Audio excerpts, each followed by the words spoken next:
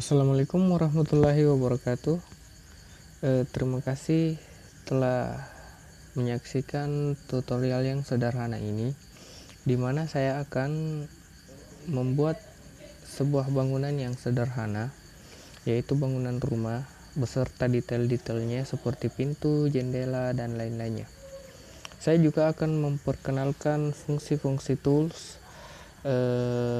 dan akan Anda simak di video kali ini. Nah, versi Blender yang saya gunakan adalah Blender 2.69. Silahkan gunakan versi Blender yang Anda miliki dan ikuti langkah-langkah yang akan saya lakukan pada video tutorial kali ini. Nah, seperti biasa, jika kita pertama kali membuka aplikasi Blender, maka objek cube lah yang akan muncul. Nah, objek cube ini adalah objek yang paling dasar dan yang bisa kita edit jika masuk di edit mode. Untuk tombol singkatnya kita bisa menekan tab. Nah, seperti itu. Saya akan mengaktifkan fitur screen key dulu supaya Anda bisa melihat mouse, pergerakan mouse, apa yang saya klik dan apa yang saya tekan. Nah, saya akan memperbesar gambar mouse-nya dulu seperti ini supaya Anda bisa melihat jelas pada video tutorialnya.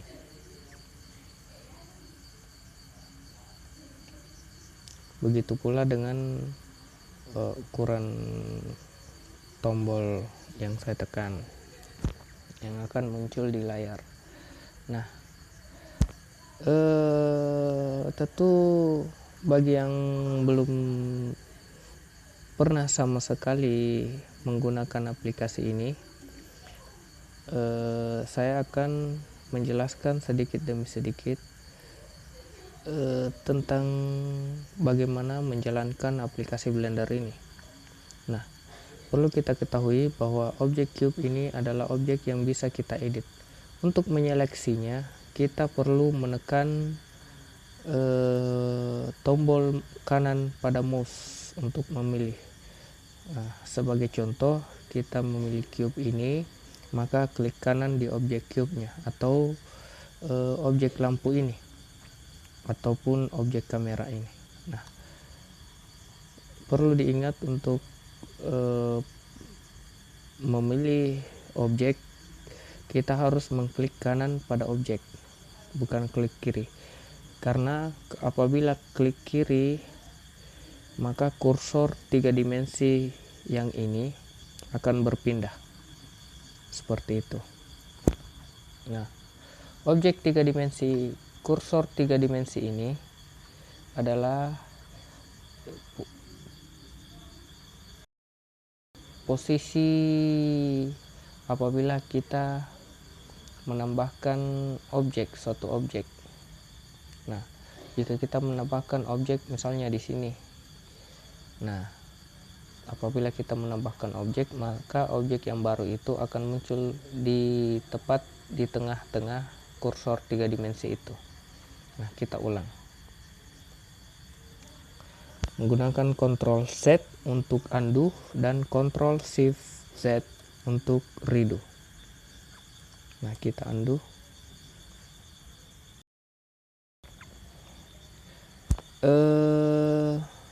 Setelah kita tahu fungsi-fungsi itu, nah, jika ingin memutar tampilan seperti ini, kita tinggal menekan kursor tengah pada mouse seperti ini. Anda bisa lihat di sini, ini adalah mouse yang saya tekan. Nah, saya menekan bagian scroll mouse atau middle mouse-nya. Nah, untuk menggeser tampilan seperti ini, maka kita perlu menahan tombol shift pada keyboard, lalu menekan dan tahan middle mouse, lalu menggeser mouse seperti itu. Nah, untuk memperdekat atau memperjauh tampilan, kita tinggal menggulir mouse ke depan untuk zoom, fungsi zoom in untuk ke depan, dan zoom out untuk jauh. Nah, seperti itu.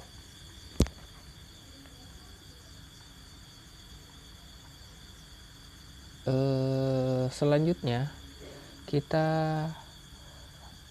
akan mempelajari tombol-tombol dalam mode edit. Nah, untuk berpindah dari objek mode ke mode edit, kita menekan tombol yang ada di bawah sini. Nah, kalau kita lihat di sini tulisannya objek mode, berarti ini adalah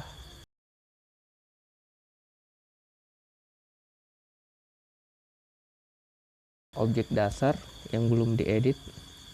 Nah, jika kita ingin mengubahnya atau membentuk objek itu, kita harus masuk terlebih dahulu di mode edit seperti ini. Atau kita bisa menekan tab seperti itu. Nah, dengan begitu otomatis modenya akan berpindah dari objek mode ke edit mode atau sebaliknya. Nah, seperti itu. Nah, perlu kita ketahui ada 3 pilihan di bawah sini, yaitu vertex, edge, atau face. Vertex adalah titik-titik di sudut seperti ini. Ini adalah vertex. Nah, sedangkan edge adalah garis-garis penyambung antar vertex. Jika sebelumnya vertex adalah sudutnya, maka edge adalah penyambung vertexnya. Nah, yang ketiga adalah face. Face adalah gabungan dari edge. Nah, kalau kita lihat ini adalah edge, maka di tengah-tengah gabungan edge-nya itu adalah face. Nah, seperti itu. Nah, kalau kita lihat di sini dalam edit mode, kita melihat objek mode ini tidak transparan. Nah, karena dia viewport shadingnya adalah solid. Nah, jika kita ingin melihat objek ini secara tembus pandang, maka kita tinggal menekan tombol Z seperti itu. Maka secara otomatis mode viewportnya berganti dari solid mode ke wireframe seperti itu. Nah, shortcut dari fungsi ini adalah tombol Z. Nah, selanjutnya jika ingin memindahkan kursor 3 dimensinya ke tepat di tengah-tengah grid, ini adalah grid, kita bisa lihat garis-garis kotak-kotak ini adalah grid. Nah, seperti itu. Kita ingin memindahkan ini tepat di tengah-tengah grid, maka kita tinggal menekan Shift C seperti itu. Maka secara otomatis kursor 3 dimensinya ini sudah tepat berada di tengah-tengah grid. Nah, jika ingin melihat objek dari depan,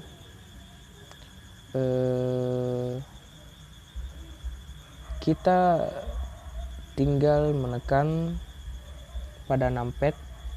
Maaf, saya aktifkan dulu fitur numpadnya karena saya menggunakan laptop. Maka perlu kita ketahui bahwa fungsi numpad di laptop itu bukan nomor-nomor yang ada di atas tombol QWERTY-nya, tetapi numpad pada laptop berbeda dengan pada keyboard. Kalau keyboard, numpadnya itu terpisah dari tombol QWERTY. Pada keyboard desktop yang tersusun seperti tombol kalkulator di samping susunan tombol QWERTY-nya. Kalau di laptop itu kita harus mengaktifkan terlebih dahulu fitur numpadnya. Kalau di laptop yang saya gunakan, kita harus menekan Fn dan memilih F11 seperti itu. Nah, maka sekarang fitur numpadnya itu sudah aktif. Maka untuk melihat dari depan objek, kita menekan numpad 1. Numpad 1 pada keyboard saya tepat berada di huruf J. Pada umumnya semua laptop menggunakan fungsi yang sama untuk numpad 1. Nah, untuk melihat, kalau kita lihat objek cube-nya ini mode perspektif. Kalau kita ingin mengubahnya ke tampilan mode ortografik, maka tekan numpad 5, atau pada keyboard saya ini huruf I. Nah, ortografik dan perspektif seperti ini. Nah, jika ingin melihat dari depan J, dari sebelah kanan objek numpad 3. Maksud saya numpad 1 untuk depan, numpad 3 untuk sebelah kanan. Kita bisa lihat keterangannya di sini. Front, right, dan numpad 7 untuk top atau atas. Jika ingin melihat sebaliknya, ini dari depan. Jika kita ingin melihat dari belakangnya, maka sisa menekan kontrol dan numpad 1, maka tampilannya dari belakang. Atau kontrol numpad 3 dari kiri, kebalikan dari kanan, dan kontrol numpad 7 untuk dari bawah, kebalikan dari atas. Nah, ini adalah depan objek. Setelah itu fungsi-fungsi lainnya juga akan saya jelaskan, seperti fungsi extrude seperti ini. Tekan tombol E untuk extrude, klik kiri untuk setuju. Nah, seperti itu. Extrude berfungsi untuk mengembangkan objek. Kebetulan kita ada di dalam mode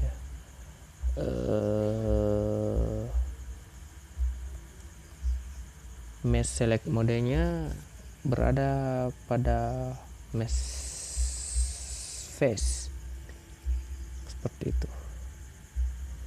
Yang biasa di extrude umumnya adalah face.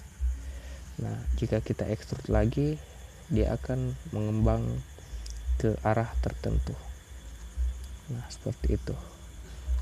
Itu adalah fungsi dari extrude. Z untuk kembali dari mode wireframe ke solid mode. Nah, setelah extrude, kita harus mengklik kiri jika sudah sesuai dengan yang kita inginkan. Nah, selain extrude juga ada fungsi rotate atau putar. Nah, seperti itu. kita bisa menentukan arah putarannya. Klik kanan untuk tidak setuju, maka dia kembali ke posisi semula. Rotate atau putar, kita bisa menentukan aksisnya. Nah, di sini kita bisa melihat aksisnya. Kita tekan rotate dulu. Aksis X atau arah X, maka dia akan berputar dari mengikuti arah X atau kiri ke kanan. Nah, rotate Z dari arah atas bawah seperti itu, atau aksis Y seperti itu. Klik kiri untuk setuju. Nah, maka kita lihat face-nya sudah berputar seperti itu. Ctrl Z untuk undo. Jika kita coba rotate menurut aksis X, maka jadinya seperti itu. Nah, kita lihat dari kanan. Nah, selain rotate atau tombol R, fungsi lainnya dalam edit itu ada scale, yang namanya scale. Scale adalah skala atau ukuran. Nah, kita bisa mencobanya S, maka kita bisa menentukan lebih besar atau lebih kecil dari ukuran sebelumnya. Klik kiri untuk setuju. Nah, setelah itu fungsi grab atau genggam, maka dia akan ikut pada kursor mouse kita. Nah, seperti itu.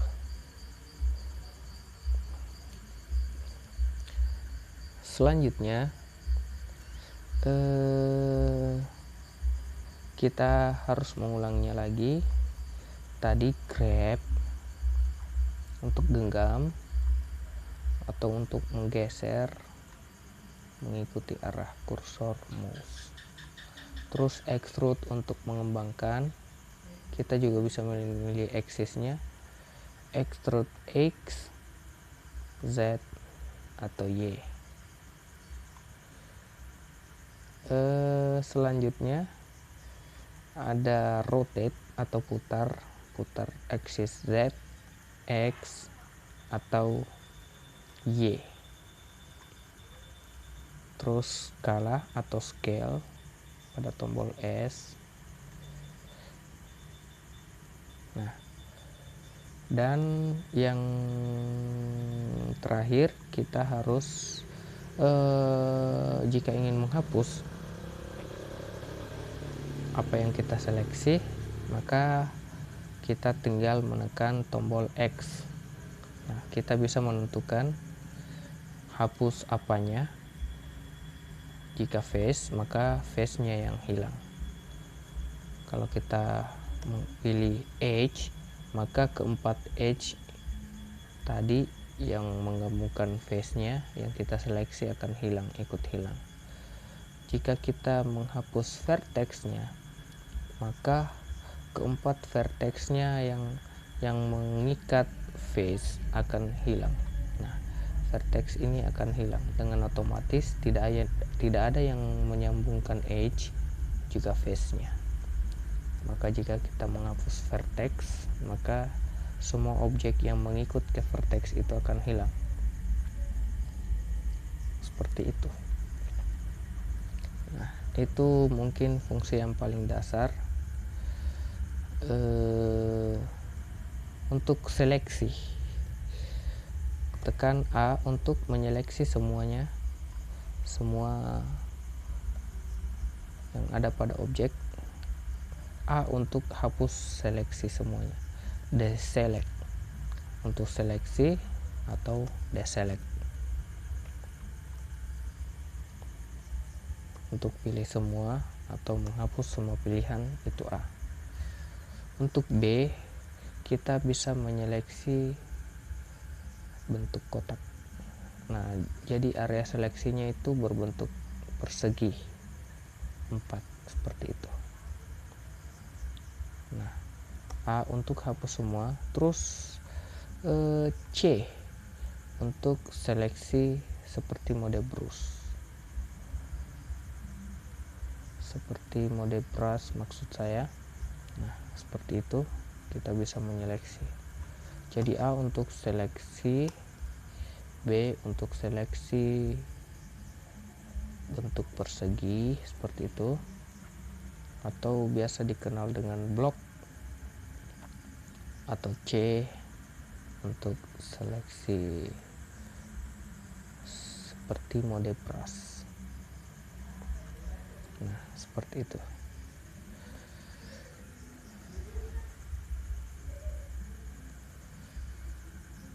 Nah, setelah kita tahu, maka kita coba membuat objek sederhana. Kita hapus dulu seleksi semuanya, terus X untuk menghapusnya. Kita menambahkan objek kotak saja. Nah, untuk membuat bangunan, kita membutuhkan objek kubus. Kita harus buka dulu fitur background image. Background image ini untuk memasukkan gambar sebagai pola. Kita centang dulu agar bisa terlihat, terus add image untuk menambahkan gambar, lalu open untuk buka. Kita cari gambar Dena. Kalau yang saya sudah siapkan ada di sini. Nah, Dena, open image. Nah, maka secara otomatis akan muncul di layar. Kita bisa menentukan opacity-nya dari terlihat jelas ke agak remang-remang, tidak terlalu jelas ya. Kita atur saja opacity-nya 0,5 seperti itu. Terus di sini axis-nya atau arah kamera, jika gambar itu terlihat, kita pilih top karena kita melihat denahnya dari atas. Maka jika kita pilih axis-nya top, maka jika kita melihat dari depan front ortho seperti ini, denahnya tidak akan muncul. Nah, denahnya akan muncul apabila kita melihatnya dari atas seperti itu. Kita bisa mengatur posisi gambar ini di kedua pilihan ini. X adalah kiri kanan dan Y adalah maju mundurnya. Nah, seperti itu. Jika sudah sesuai dengan keinginan, kita harus mengenal dulu fungsi ininya. Back artinya gambar yang kita sudah sediakan tadi berada di belakang objek. Jika kita pilih front, maka denahnya akan berada di depan objek seperti itu. Jika kita tingkatkan opacity-nya, kita pilih back agar gambar ini tidak mengganggu. Nah, setelah itu kita sesuaikan luas kubus ini sesuai denah. Kita bisa sekalian mengatur. Nah, kita grab ke depan seperti itu. Nah,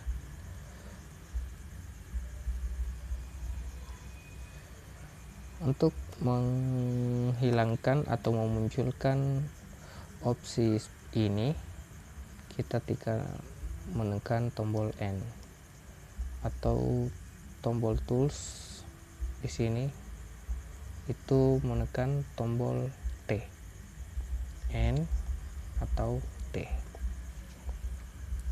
Nah, jika kita melihat keseluruhan, objek kubus ini terlalu tebal untuk dijadikan lantai. Jadi kita mengskalanya menjadi lebih tipis seperti itu.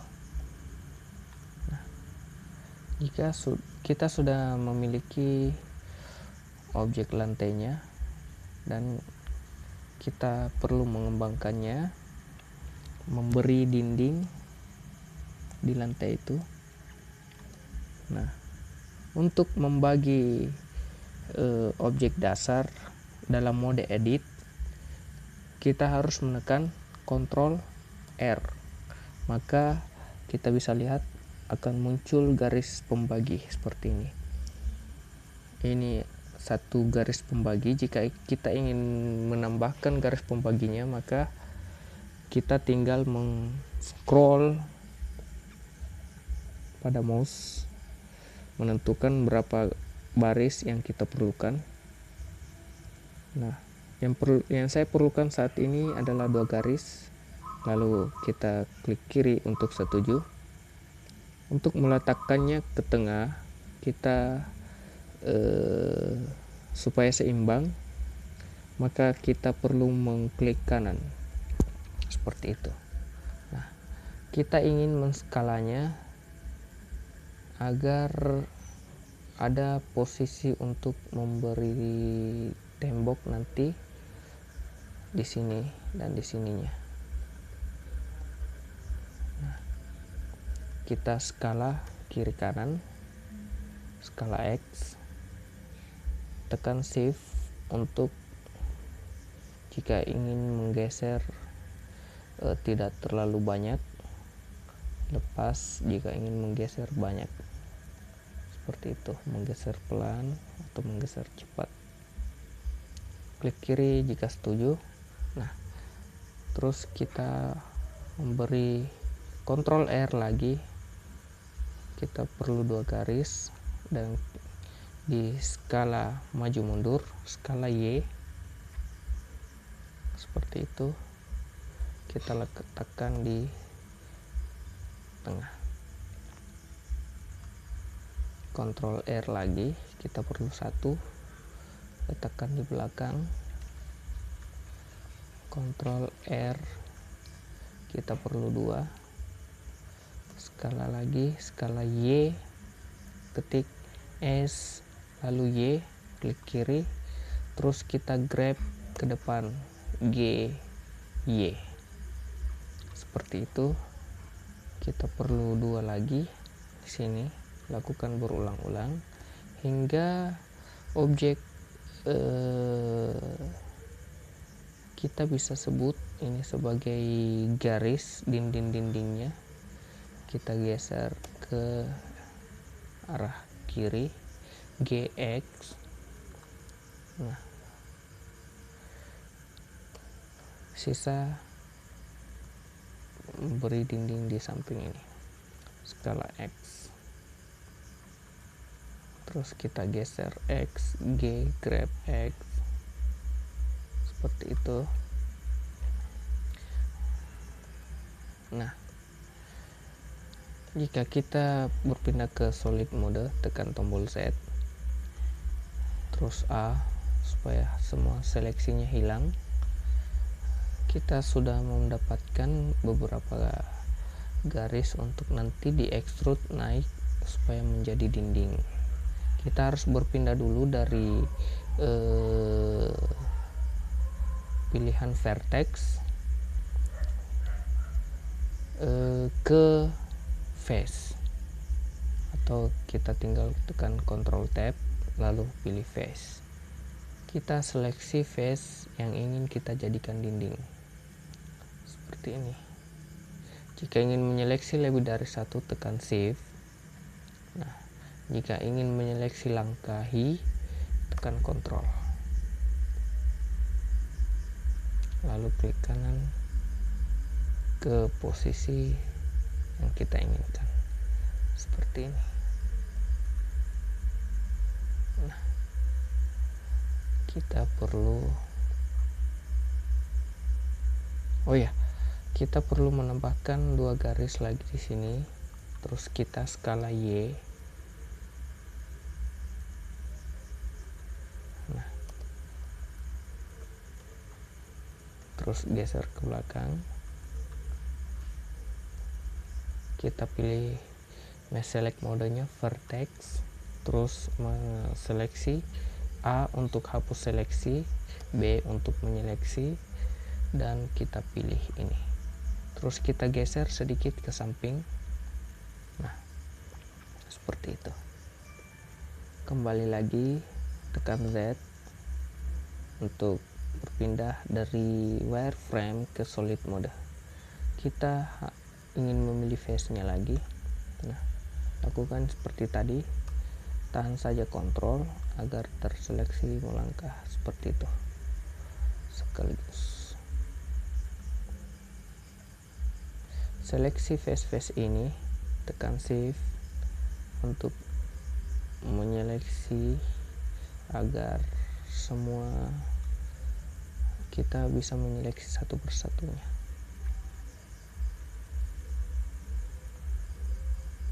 Nah, seperti itu.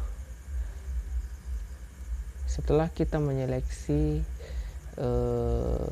yang ingin kita tarik ke atas untuk dijadikan dinding, kita langkah selanjutnya adalah mengekstrud atau menariknya ke atas, mengembangkannya ke atas. Tekan E. Nah, seperti itu. Lalu klik kiri untuk setuju. Kita bisa melihatnya dari depan, tekan numpad 1. Kita sesuaikan tingginya, grab Z. Nah, kira-kira seperti itu. Nah, sampai di sini kita telah memiliki objek bangunan, lantai, dan dinding. Sekian dari saya. Kita bertemu pada tutorial selanjutnya. Setelah ini kita ingin menambahkan beberapa pintu dan jendela agar nampak lebih detail. Terima kasih telah singgah dan menonton video tutorial yang singkat ini. Assalamualaikum warahmatullahi wabarakatuh.